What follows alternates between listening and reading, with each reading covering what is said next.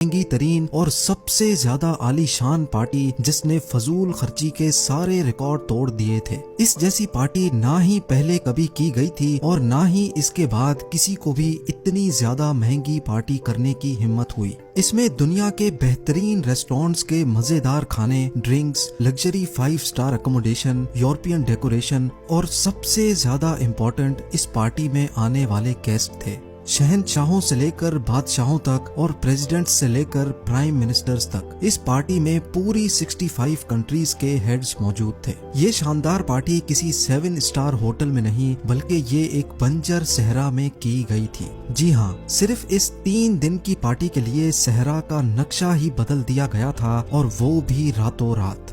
ये कहानी है उस पार्टी की जो दुनिया ने पहले कभी भी नहीं देखी थी। ना ही ये पार्टी किसी अरब शहजादे ने की थी और ना ही किसी बिजनेस टाइकून ने, बल्कि ये पार्टी थी ईरान के king Shah Mohammad Reza Pahlavi की। ज़ेम टीवी की वीडियोस में एक बार फिर से खुशामदीद। नाजरीन, ये बात है 1960s के दौर की, जब ईरान के ruler Shah Mohammad Reza Pahlavi हुआ करते थे, जिनको किंग ऑफ द किंग्स भी कहा जाता था। शाह दुनिया का अमीर तरीन इंसान था और ईरान की गवर्नमेंट में सबसे ताकतवर आदमी माना जाता था। उसके पास इतने पावर्स थे कि वो बैठे बैठे प्राइम मिनिस्टर को हटा सकता था, पार्लियामेंट डिसॉल्व कर सकता था और किसी भी वक्त जंग का ऐलान कर सकता था। शाह को अपने खिलाफ एक अल्फाज भी बर्दाश्त नहीं था। उसकी सीक्रेट पुलिस लोगों को घरों से उठाकर गायब कर देती थी और रातों रात उनको फांसी चढ़ा दिया जाता था। इसी वजह से ईरान में डेथ पेनल्टीज का रेशो पूरी दुनिया से काफी ज्यादा हुआ करता था। यानी जो बात भी इनकी जबान से निकलती थी वो ईरान का कानून बन जाती थी और शाह मोहम्मद अपनी ये पावर्स किसी के साथ भी शेयर नहीं करना चाहता था।